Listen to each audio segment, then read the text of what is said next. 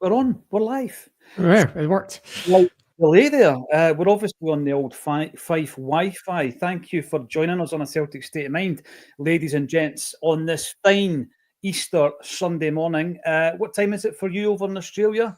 Have you rolled? It's a not too bad 9:30 p.m. It's not so Oh, bad. not too bad, not too bad. So you've rolled and poached and all the other things you can do with an egg. You've done all that stuff. And of course, we now focus on the big cup, the Scottish Cup. It's the semi-final at St Johnstone. And the teams are out. Now, this game obviously is going out live on Premier today. And a lot of people have concerns around their digital tickets. There's a few people still looking for tickets actually in the chat group. See if you can help them out. We'll bring a few comments up. But as I said, the teams are out, Sean. So give us your thoughts on the Celtic side, first of all. This was announced, as usual, about an hour before kickoff. And this is the team in all its glory. If I'm not mistaken, that's unchanged from last week. Yeah. The only change I can see across the whole squad is that Nawrocki's dropped out from last week. He was on the bench and now he's not. The reason I noticed that was because I just quickly did a copy and paste from my notes from last week, and I was like, oh, there's just cross-check this. Oh, there is one difference here. So I don't know if that's because there's less subs allowed in the Scottish Cup or not. I'm just hurriedly trying to find that. Yeah, in the previous round we only had 8 subs, so I guess that's the only change. Yeah. So I guess that's the right message to send, that we played exceptionally well in the first half last week, and particularly in the first 30 minutes. So I guess you have to reward that kind of intensity, reward that kind of hunger, reward that kind of the skill level by having them go again. Kuhn looked good when he came on. Bernardo looked good when he came on, but it's not just about looking good when you come on, is it? It's about doing it from the start, and these players have struggled to do that from the start. The only, like, you could probably say the subs will be the same this week. The only one I would say that I'd have a doubt about that is Jeffrey Schlupp, who just did not fill Greg Taylor's role well. I feel like Schlupp rather, would fill the sort of Alistair Johnson role a bit better, but the Greg Taylor role, he's practically playing as a centre mid. So I guess that's why we're persistent with that. It worked very well last week, and he offers a bit of an extra angle, a bit of extra legs going forward. And I think we'll see that again today, and maybe even more so, given the extra space we've got on this Hampden pitch. Yeah, I was looking at the team, and the Nawrocki absence was quite interesting because in the press conference, Sean, I don't know if you picked up on this, but Brendan Rodgers was talking about going into that Rangers game, the game in which obviously we were actually at Bad. Acsom was at Bad as Art and Design covering the game live with Bobby Petta. And the team came out, and when someone showed me the graphic, I thought someone's mocked this up. Nawrocki dropped out of nowhere into the starting 11. And by the way, played well, and I think he played well against Hearts as well. But Brendan touched on the fact that Dane Murray's injured at the moment, and it happened just before the Rangers game. So it looked as though Murray was going to be thrown into that game, which shows the level of faith that Brendan Rodgers shows in the kid, which I think's a great thing when you consider the injury worries and the injury layoffs that Dane Murray's had so far. Yeah, I do worry about that as well, because it is a knee injury, apparently, that's keeping him out just now. Hopefully it's just minor, but it's not been reported. But to be fair, these things are quite underreported when you're not a presumptive first-team player. For example, we still don't know what James McCarthy's injury is. So I suspect, that those two are getting the same kind of treatment at the moment with the physio. But yeah, I think that's more. It's not that it's a suspicious injury, just more that that's where he is in the squad, that we don't really talk about it, and we wouldn't really think about it because you wouldn't be surprised really if he was just bombed out just for being young and being like, yeah, it's not your time yet. But as you said, it was the leak that came out before that game was that Murray was going to start, and then when it was announced, it was Nawrocki starting, and he defended well in that game, but we suspect that Dane Murray's in there for more than just being a solid defender, which is what Nawrocki can offer us as well. Yeah, we were talking actually about out-of-contract players on Friday with Colin Watt, who brought up James McCarthy. We've all taken it for granted that he's left the club. He's actually still on the books. I mean, he's not attending training, he's not at Lennoxtown, and he's not in and around the club, but he is still employed by Celtic Football Club until the summer, which is astonishing, really, not the player's fault. And I signed that off by saying, listen, James McCarthy was a phenomenal footballer. I'd love to have had him 5 years before we did. pre-injury, it was probably beyond us at that stage to get him in because he was a star player. And it's, Wigan and Everton, and then he started having all these knee injuries. And you hope the same thing doesn't happen to young Murray. We've seen it happening to John Kennedy, of course, who's part of the coaching staff now. But what I found quite interesting is it confirms that Nawrocki is the fifth choice when it comes to central defenders going into this summer. He is on a lengthy contract, Sean, and the central defensive partnership that lines up today, CCV and Scalesy, are the one that was brought in after the St Johnstone defeat. So it looks as though he's made his changes and he doesn't really want to rattle that. He wants to maybe get a bit of fluidity in there. Because, listen, if I was to ask you the question, we asked Alan Morrison on Friday, who is the best partnership? And Alan said, if you're looking at the individual players, Carter Vickers and Trusty are two best centre-halves. But it doesn't work like that, Sean. If someone's a wee bit out of form and somebody comes in and, he does exactly what you're asking him to do, and the dynamic changes and he's able to carry that ball a wee bit better, and that's what you're asking him to do, then you pick Scales. So I'm not really surprised that, on paper, if you look at the data and the analysis, it's CCV and Trusty. But today I agree that CCV and Scales should be starting. Now, it sounds a bit bizarre to say that, but I think it's because of the impact that he's made since he's come back in, Liam Scales. Yeah, I don't think there's anyone else in the squad that's got 2 Champions League Man of Match awards under the belt, so he's definitely got that. And to my eye, Trusty is better than Scales, but not significantly. I think he's stronger. I think he's faster. And I know that obviously Trusty has been accused, even by his own manager, of being weak as something proverbial. And so it sounds a bit contradictory to say that he is one of the strongest players in the team. But when you're beside Carter Vickers, everyone looks weak, right? And there's some strong opposition players out there. But no, I do think of the choices we have, Trusty is the strongest, the fastest. I think Scales is probably better at the kind of cutting through pass, the one that can kind of go over the top and find Maeda or whoever's making that run in behind. I know that he had a couple of stinkers last week where Scales sailed 2 simple passes straight out of play to no one. Yeah. Mm-hmm. But you could also argue, well, if you play 1,000 passes, a couple are going to go astray. I don't know. The other thing would be he's rusty because he's been out of the team, facial injury, all that sort of thing. But yeah, I think you're right. It's form. We had the League Cup final where Trusty starts, Scales comes on at half time. You can make the argument that Scales almost cost us the game when he gave away the penalty that was not a penalty, that was a penalty. The whole nearly whatever the Alan Muir thing. That's now in a trophy. That's in a trophy room somewhere. what you've just explained. Yeah. What was it? It's more out than in, or something like that. Oh yeah. Yeah, I've been enjoying these memes this week of all like the Celtic and Sevco fans baiting each other with all the pretend celebrations this season of like we got further in Europe, or spraying fans with a water bottle trophy. That's I know. And they've been giving it back as well, but I can't even remember the ones, like some of the bizarre ones they came out with, but yeah, I think it's a bit of fun banter, to be honest. But yeah, that's then the end of the day, what we're going for is actual trophies, and this puts us one game away from it today if we can do the job today, and that's what we should be focusing on. Yeah, and I know things are different when it comes to cup final day, Sean. But if you did watch any of that action yesterday, and you're looking at those two teams, thinking to yourself, take any of the two of them, on yesterday's performance. But I know it's not as simple as that. Celtic under Brendan Rodgers are a phenomenal cup team, and we've spoken about this time and time again. Brendan Rodgers has never lost a game at Hampden. He has only ever lost one cup, and it was, of course, last season against Kilmarnock in the League Cup, where we were knocked out 1-0.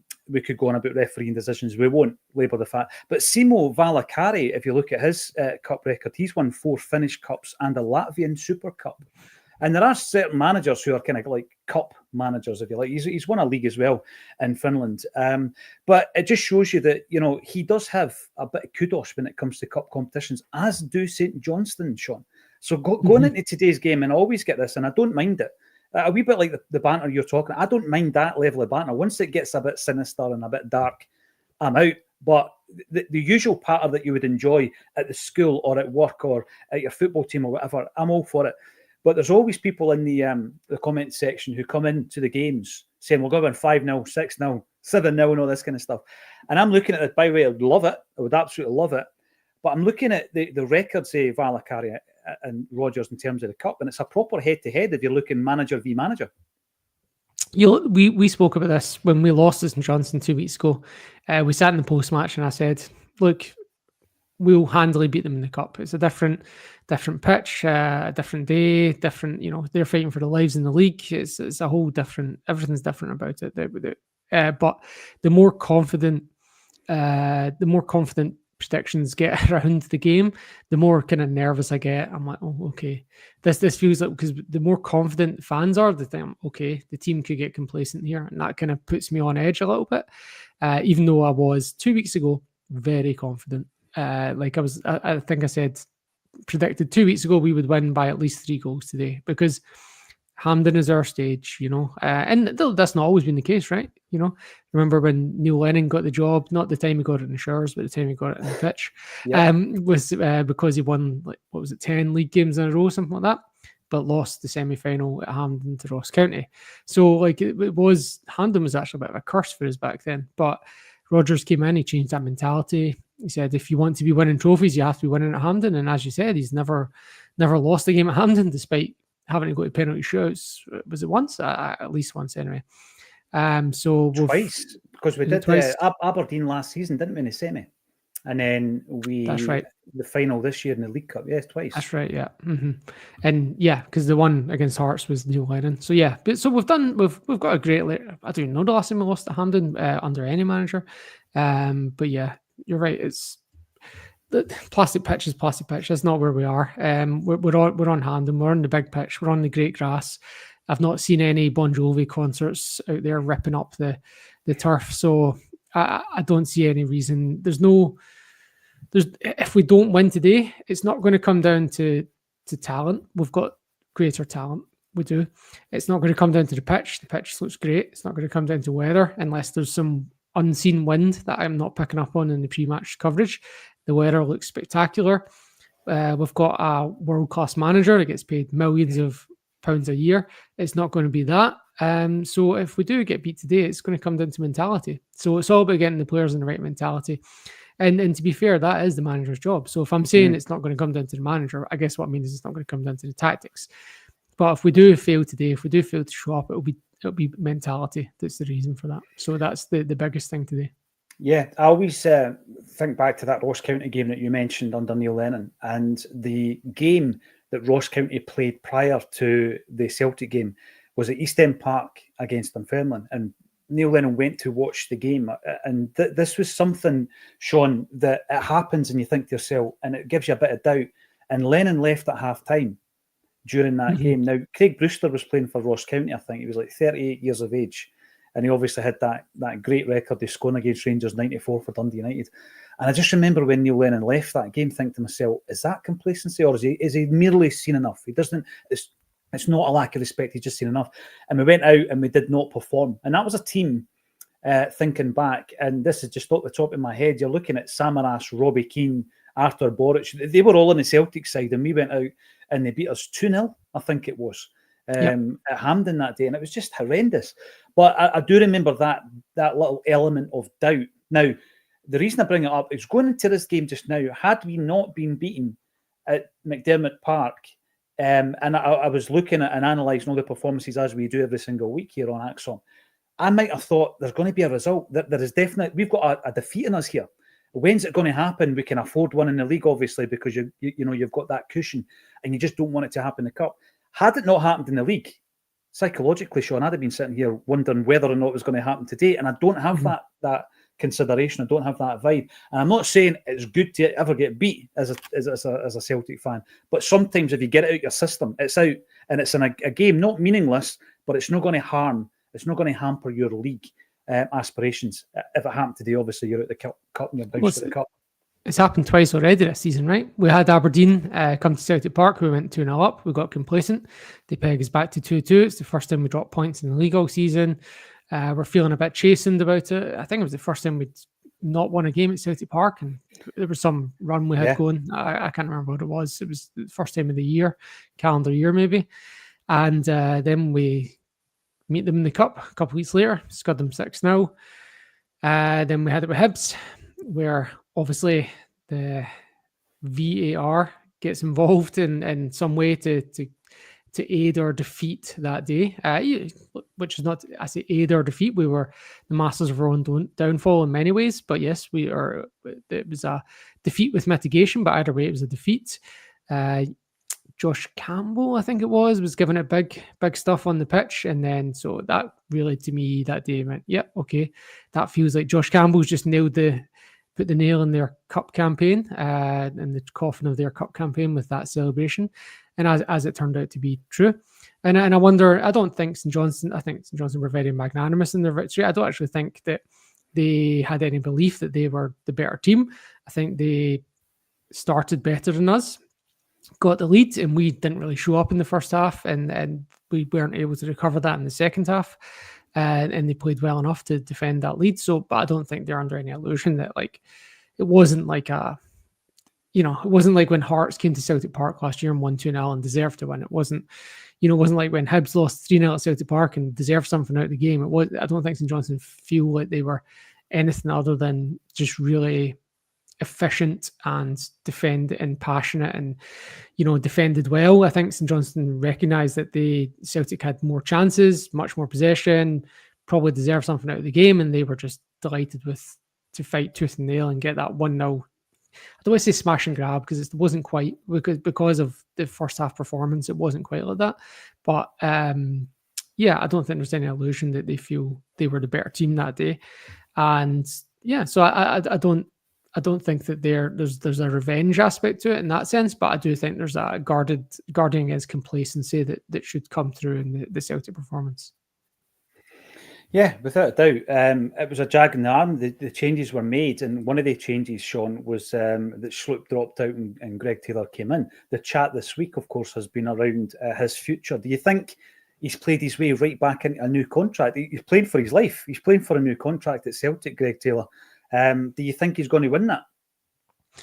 I wonder if it's to do with, this sounds really, this might sound weird, but remember when Ralston had his first kid? I don't know if that's Greg Taylor's first, it might not be. But I remember when Ralston had his first kid and he just started playing like a different player at that point.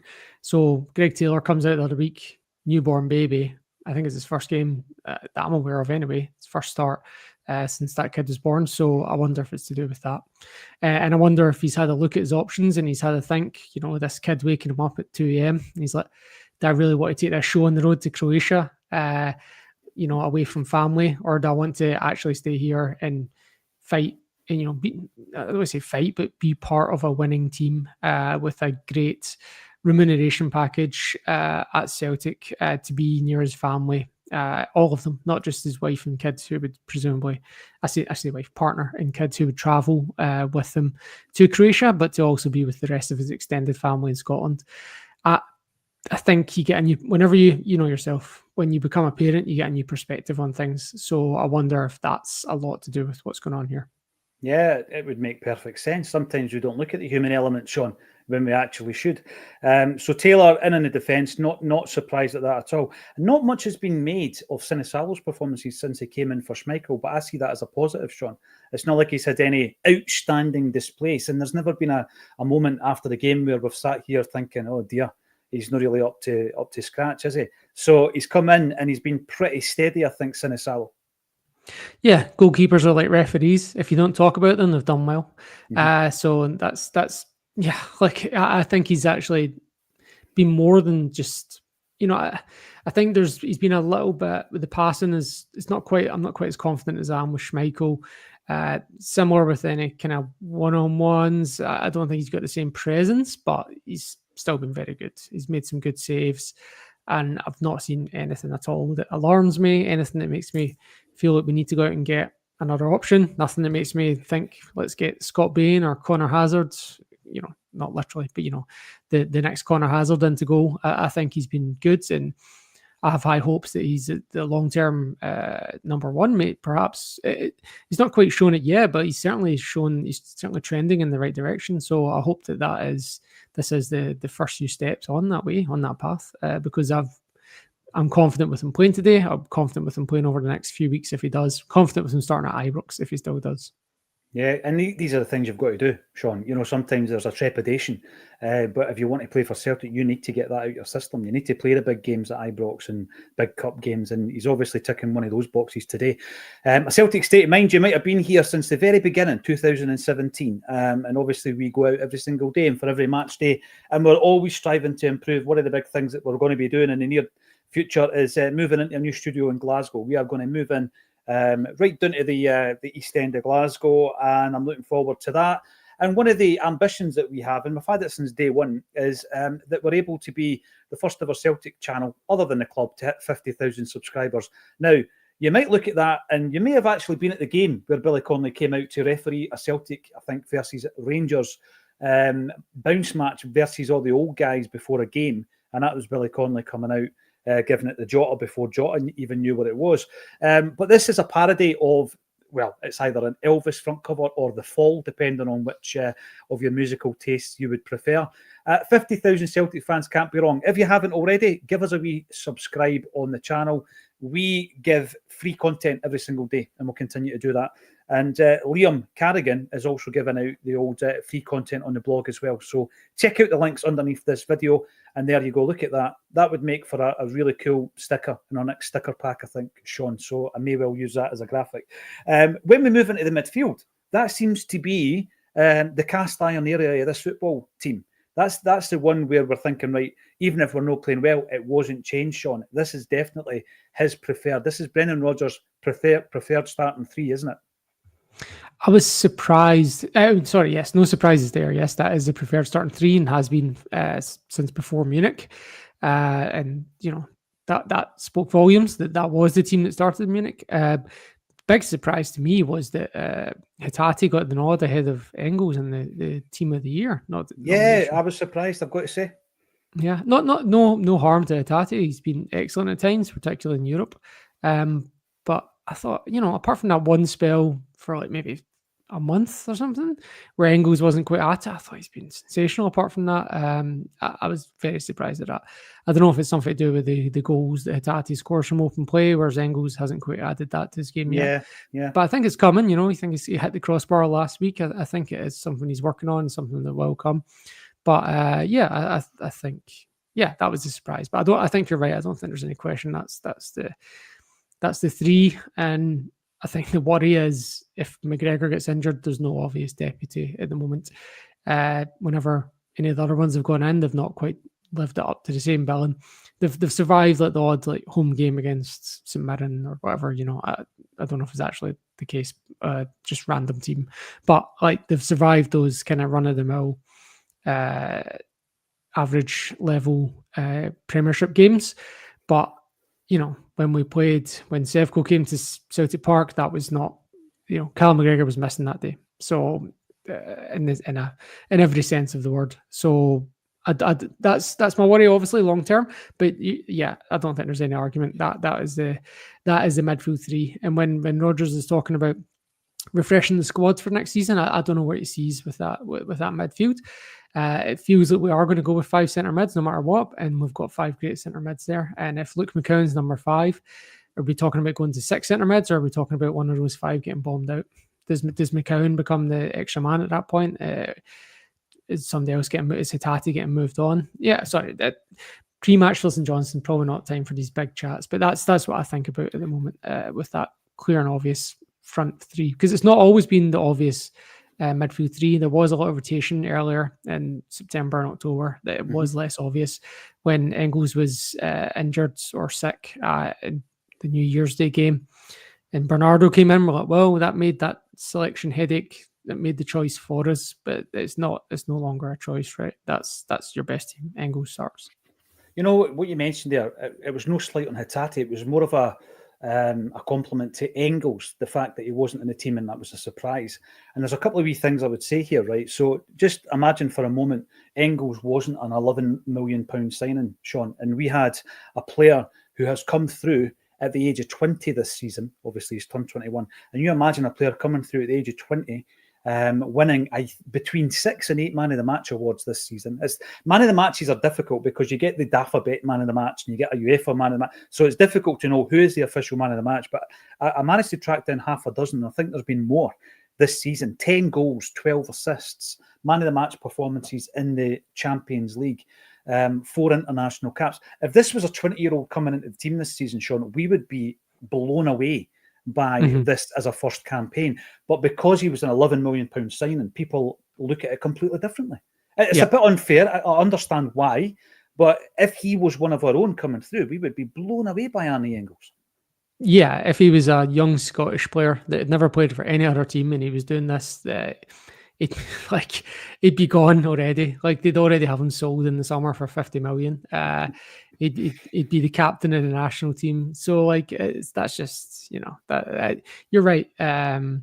There's the narrative around these things, and I'm very happy with how Engels has played this season. I'm very happy that he's starting today. I'm very happy we have him in the team, and I certainly hope we have him again next season. Atalanta wanted him again this summer. They want to return a profit to us and take him off our hands. I don't want him to go. I don't want to turn a profit on him right now. I want to stay and I want to contribute in the Champions League next year, and I hope he does. Yeah, there's development to be made there. JJ Celtic, you're in on the YouTube. Thanks for joining us. Brendan Rodgers will want payback, I think so, because he ditched the crew cut jersey and then on came the suit, and since then he means business. Doc Boy 67, unchanged team from last weekend. Big Ida needs to repay the faith Brendan has shown in him. The reason I'm bringing that up, there's a couple of actual messages in relation to Ida. Big Ewan says, big day for Ida today. He has to show that he is good enough to start big games. Hope he takes his chance with a few goals. Lots was made of Adam Ida going out for a few jars. Just arrived in Hampden for the first time. Hope you enjoy it, John. If Ida scores, I want to see a getting 6 celebration. Loads made it. I mean, Lentis chair. This is a thing, right? And I thought Brendan Rodgers played it brilliantly in the press conference, because you could make a big deal of it. I mean, when was the last time something like this happened? Maybe Scott Brown with the kebab gate, front page of the newspapers. Get over it, man. Just a young guy out for a few jars. That's all it was, Sean. And I think today, the thing he referenced though was the Kyle Lafferty incident. So he said players need to be careful in the sense that someone points a camera at you and says something and you react to it. Yeah. So he was referencing the Kyle Lafferty thing. But you're right. In terms of, it's quite different now. Players go a long time without. They don't drink often during the season these days. No, and the big thing, Sean, right, we could take it, let's say we took it the other kind of view on this and said, that's disgraceful behaviour of a professional representing Celtic, you're an athlete, we've got a treble to win and all the rest of it. They're no robots, Sean, they're no robots, and I just think to myself, better and bigger players have overcome incidents, if you like, off the field. Scott Brown was the one that came to my mind. Callum McGregor in his younger days got into a bit of bother with the police. James Forrest did as well. All on nights out, Sean. It happens. And I'm okay with it. McGeady. That's right. I just want Ida to go out and score 2 or 3 goals today. And then basically that's it. You draw a line, you move on.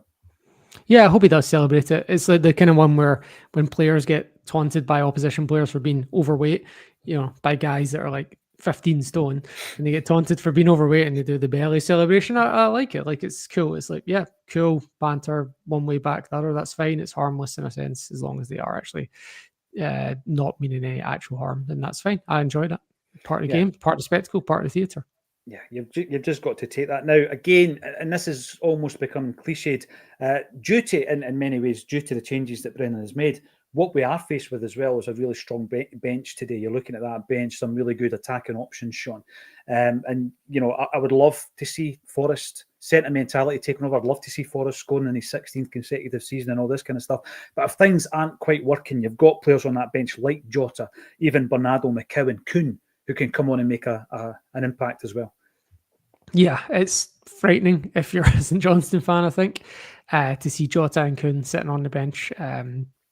I think we had these conversations earlier in the season when we had a fully fit squad and we were flying and looking at the bench, and we've actually technically the squad is a little bit lighter since we lost Kyogo and didn't replace him, but the quality when everyone's fit is definitely there. So it is terrifying from a St Johnstone perspective and very encouraging from a Celtic perspective.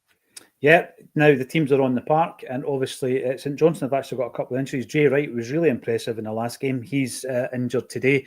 Martin 8867, I hope you got a ticket today, pal, and I hope you enjoy it if you did. We're going to go and join the action, enjoy the first half, and rejoin Sean and myself. We'll be joined by Kevin McCluskey at halftime. Rejoin us at halftime on A Celtic State of Mind.